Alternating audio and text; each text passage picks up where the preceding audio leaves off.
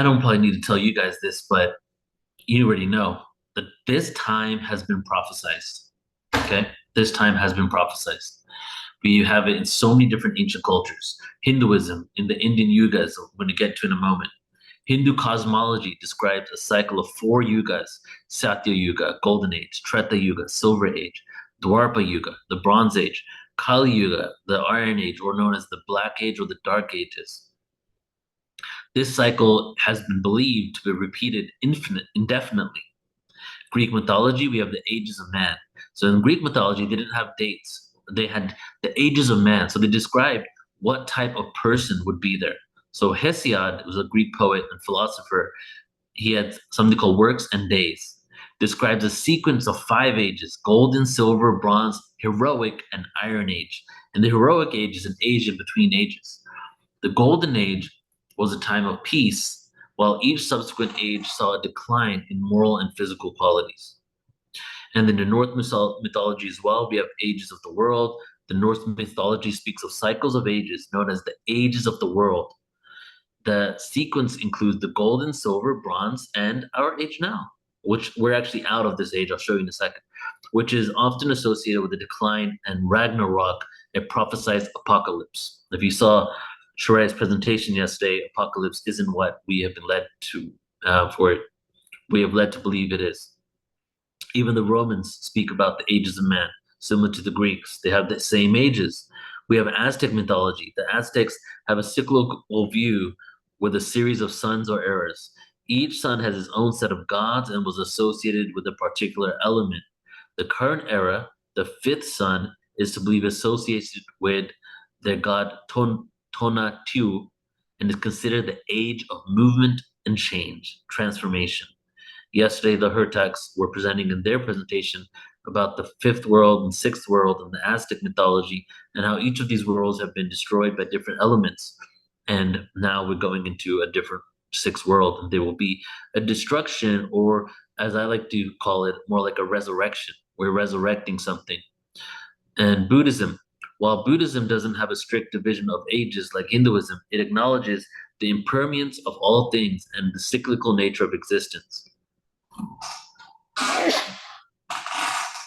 The concept of time in Buddhism is often discussed in terms of kalpas, which are vast periods of time. And if that wasn't enough, guys, here is 100 ancient civilizations that spoke about time coming around in cycles. History repeating itself, different types of ages, four ages, an awakening, a decline, an evolution, a devolution.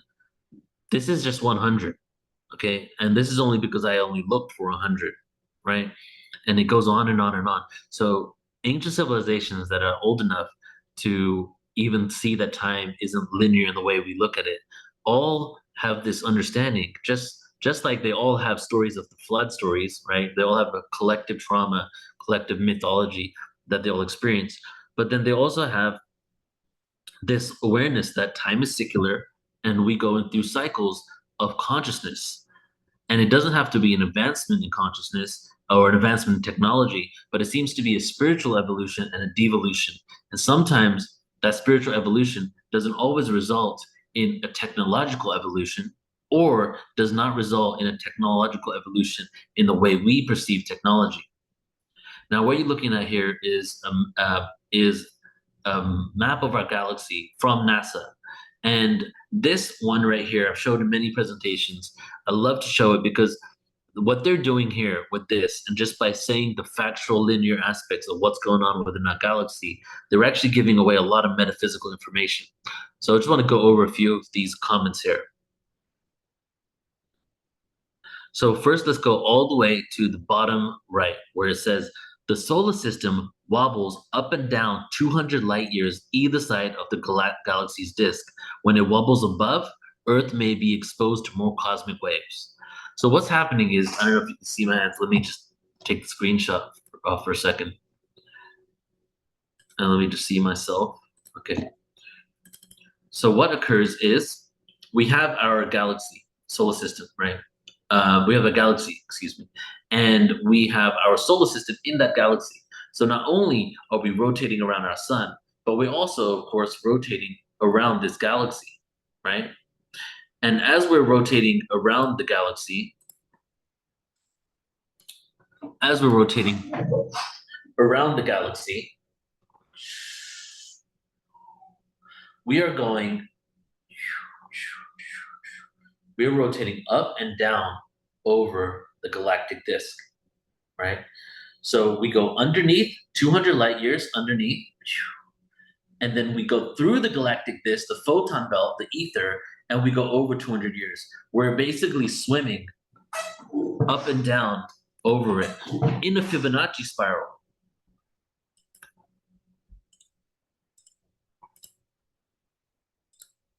And so that's 200 light years. And as we're doing that, when we go above the galactic disk, there are cosmic waves that are bombarding us when we go above it. And you can see here, it even says, as the entire galaxy moves through the cosmos, its bow shock sends a deluge of cosmic rays raining down. So when Earth may be exposed, when it wobbles above, it's exposed to cosmic waves. When it goes down, there's a bow shock. So there's two different types of vibrations. This is conventional. This has been measured that are affecting our solar system as we're moving up and down. So this is the science of ascension. This is what's happening to our solar system. And as this is occurring, like we go below the galaxy, we're getting bombarded with a specific type of bow shock. Imagine a drum, right? And you have a drum and you're banging this drum, okay? Banging this drum. And as you bang it, the vibration of that drum goes down. Now imagine that you had the eyes to see that vibration of that drum that's coming down. And that frequency that you will see, they've done it in slow motion, in images of a drum being banged, and you can see how it happens. That's pretty much what's happening to our galaxy. It's almost like a drum being beat. And as that happens, there's a bow shock raining down. So when our solar system is at the bottom of the galaxy, we are getting that frequency bombarding us. When we're at the top of the galaxy, we have a whole different type of cosmic wave hitting us, right? As per NASA. And then also, the sun and planets may have originated closer to the galaxy's center and surfed outwards toward along its spiral arm. So new evidence is suggesting not only that we probably came from another galaxy, that's a whole other presentation, but also that we originated closer to the center of the galaxy. Now, this part right here is very important. Passing through dark interstellar dust clouds could have altered Earth's climate, perhaps leading to episodes of global glaciation. And over here at the bottom, I cut it off so I don't know what it says, but passing through the bright star formation regions might, and basically it tells you what could have happened to Earth when this occurred. So this cycle we see here is the cycle of our solar system doing the waves, Fibonacci waves, all the way around our galaxy. And as we're doing it, we're going up and down, we're hitting with different frequencies, and we are going through, being affected by what is called the galactic weather. Okay, the galactic weather leads to climate change, global glaciations, extinction level events. It's almost like this huge board game where somebody on some higher level knows what we're going to experience, but it's this board game in which we're meeting and coming to these different levels. As we do that, the frequency, the climate, the distance to the black hole in the center of the galaxy, the other celestial bodies around us, the bow shock, the cosmic waves, all have an effect on the level of consciousness of humanity. And as these are having an effect on us, it's affecting our spirituality, our consciousness, evolution, and devolution. So I showed you this right now just to kind of give you some context to the science behind why we go through these cycles of time, right? How the galaxy reflects it. Now, here's a simplified version of exactly what I just said. The photon belt, the flat plane over here, is technically the plane of the Milky Way galaxy, the milk of the Milky Way galaxy. And the spiral below, all the way below and all the way above, is Earth and our solar system. So this is what we're doing, up and down. We go through this up and down. So here we are, 10,000 BC. We were at this almost around the same position we are now, around 13,000 years ago. And then we went down, hitting by the bow shocks there. And then we hit around 2000, 2012 up until now. We hit the photon belt. We go through the photon belt, very high concentration of what? Ether. Ether is the fifth element. It's the element in which everything comes from. It washes us, bombards us, gives us a higher level of consciousness. We shift out into the higher level of experience, and now we're up here being bombarded by a different type of cosmic wave, and we're on the top now, going up. And you can see in 14,000 AD, around 12,000 years more, we'll be at the end of the Virgo.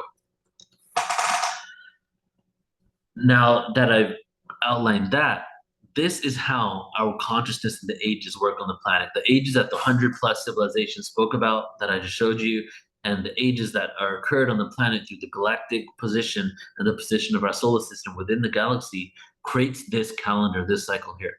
No other culture in the world, ancient culture, out of all those 100 plus, there's actually hundreds, right? I don't even know if there's thousands, but there's hundreds of ancient civilizations speaking about this. Only one of them has a calendar with dates, even though the Mayan calendar does, but it's not as descriptive as this. Whereas this is from India, and this is the dates of where we've been, the cycles, and where we're going. So let's break it down. So the Satya Yuga is the golden age, and we've all heard of the golden age, the ascension to the Satya. Satya translates to truth. It's the age of truth, right? You can't even lie or be distorted in this age. It's pure truth. Treta Yuga, that is the silver age. That's the age where we develop telepathy. Okay.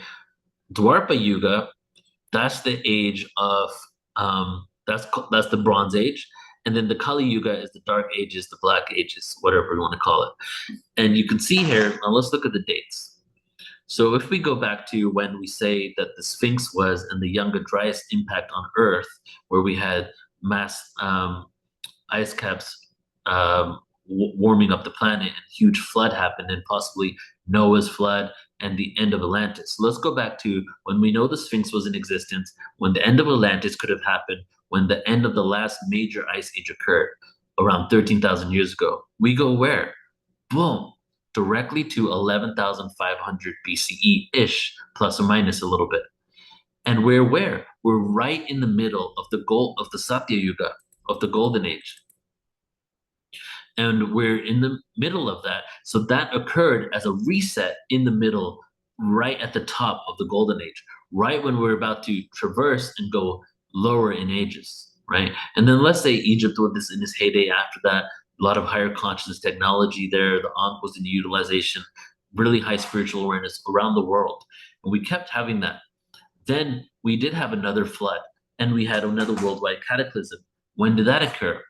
Occurred around the time of us falling from the golden age to the silver age, but we still had a level of telepathy, right? Now in this age, that's when we start losing our telepathic connection, and we need to resort to something else, and we need to resort to written language. So if we look back at the historic record and we look at when written language came about, it came about during the mental age. The mental age is called the mental age because of telepathy, using our minds to be able to communicate. But it came about during the mental age right here. So that we started losing that ability slowly but surely. And then we begin the Dwarpa, okay? The Dwarpa age. I'm going through these quickly because I want to go about what it means when we're going back into these ages. So in the Dwarpa age is the age of energy. And we'll talk about what the age of energy is too.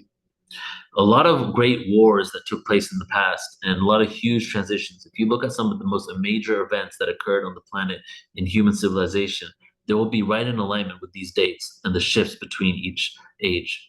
There's a 200-year transitionary phase in between each age. So there's the age, and there's 100 years of transition on one side, 100 years of transition on the other side. It takes a good 200 years to fully immerse yourself out of one age into another age. The Trojan War, the Mahabharata, all are at the ends of these ages, right? It's a symbolization or actual literal occurrence of people basically fighting for the old ways or fighting against it, or chaos occurring all of a sudden on the planet because what the structures were, what the systems used to be, are no longer working. The people are fighting for control and power. But I must use a disclaimer here because war in those higher ages are not the same as war in the lower ages. Like the level of integrity, if you can call that in war, it's completely different. And you can even see that in stories of the Trojan War and stories of the Mahabharata. The ways they do this, the intentions behind it is completely different than what occurred in the Dark Ages. So now we got into the Kali Yuga in the Dark Ages in 700 BC. That was when we fully immersed ourselves into it. And we've been into it ever since until 1700 CE.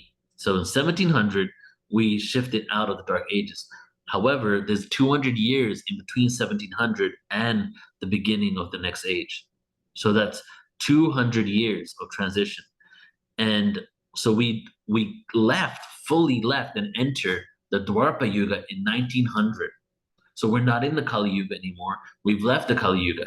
There's another calendar that says that we're leaving in a few years, but this is the one I go by. There's other reasons behind it, which I won't get into. And so there's two. So basically, we shifted into this. So now the themes of the Dark Ages, right, are delusion, authority, and hierarchy. Probably don't need to explain those too much to you, but hierarchy, basically, we have this hierarchical structure.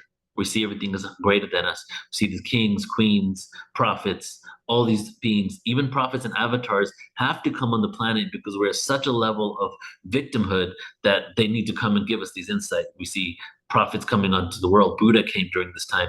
We see Jesus coming during this time. A lot of many other avatars. Pythagoras, who in my opinion was basically a prophet, coming down at this time to give us this information, and we hold them as leaders and follow them, the hierarchy. Authority, we give up a power to authority, right? And delusion, what's right is wrong, what's wrong is right. A world of delusion. That's where we've been since 700 BC. And now we are shifted out of it, thank God. And we are now in Dwapara Yuga. The theme of the Dwapara Yuga is energy and sovereignty. What happened after 1700? Well, electricity, light bulbs, things started being created, literal energy. Dwapara Yuga represents energy. We started literally discovering electricity and energy. What happened when we fully immersed ourselves into the Dwapara Yuga in 1900?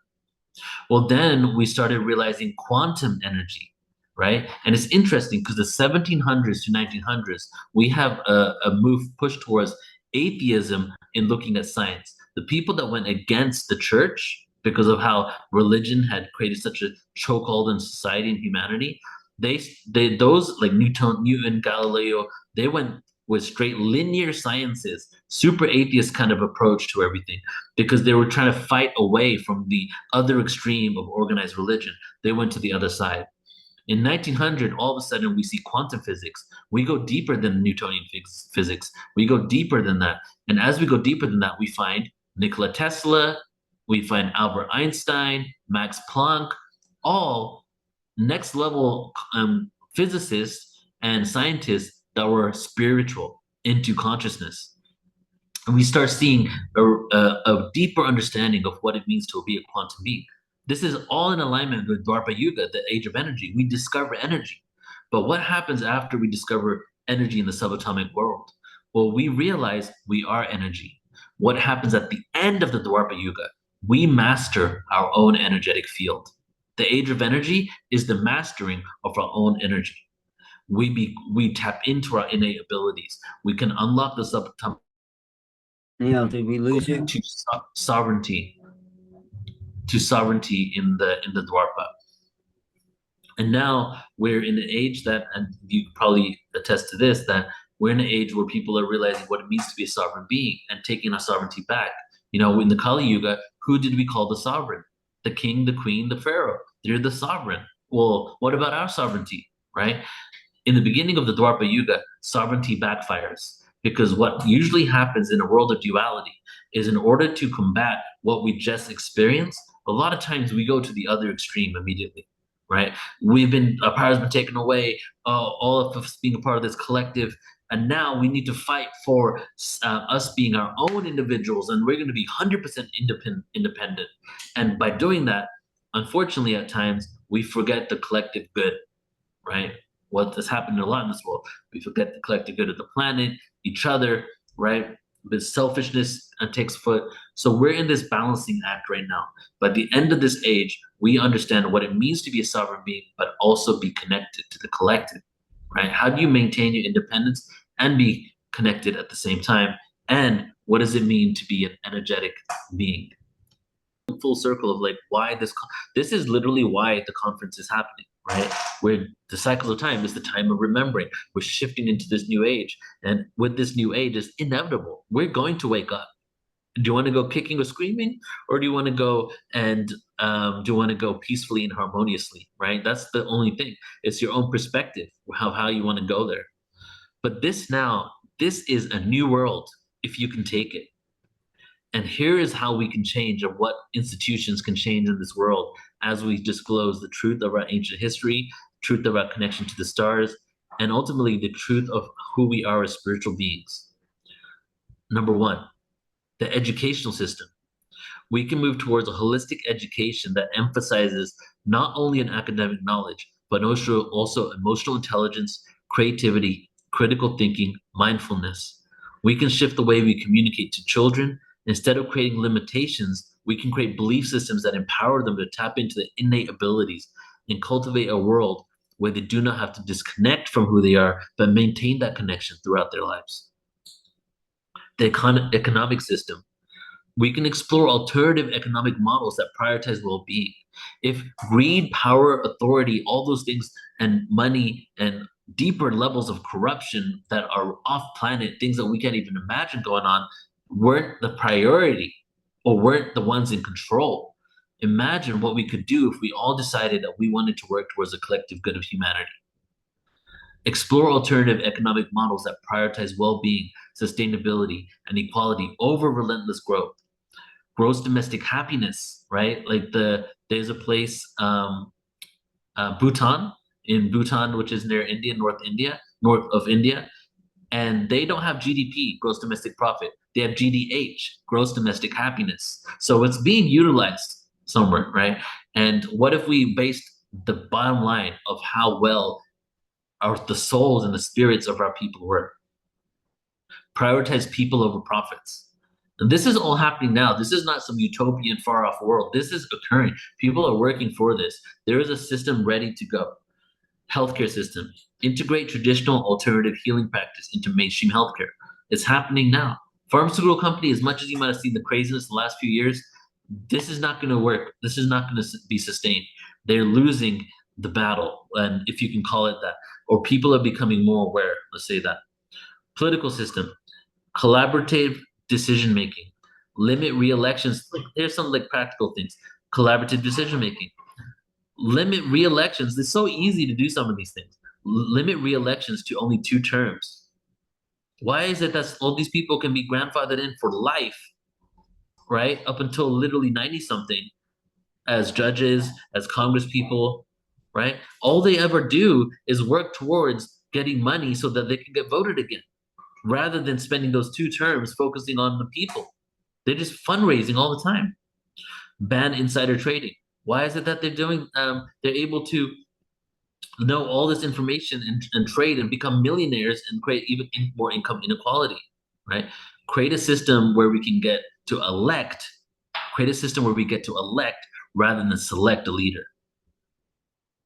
Environmental stewardship. Shift towards regenerative practices in agriculture, energy production, and resource management. Prioritize sustainability and conservation.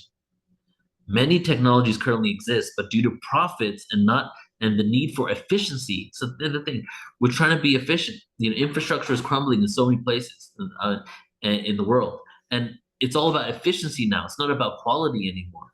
It's not like we don't have the technology, the tools, or the knowledge. We have it all. Explore ways to ensure AI and automation contribute to human well-being rather than exacerbate inequality.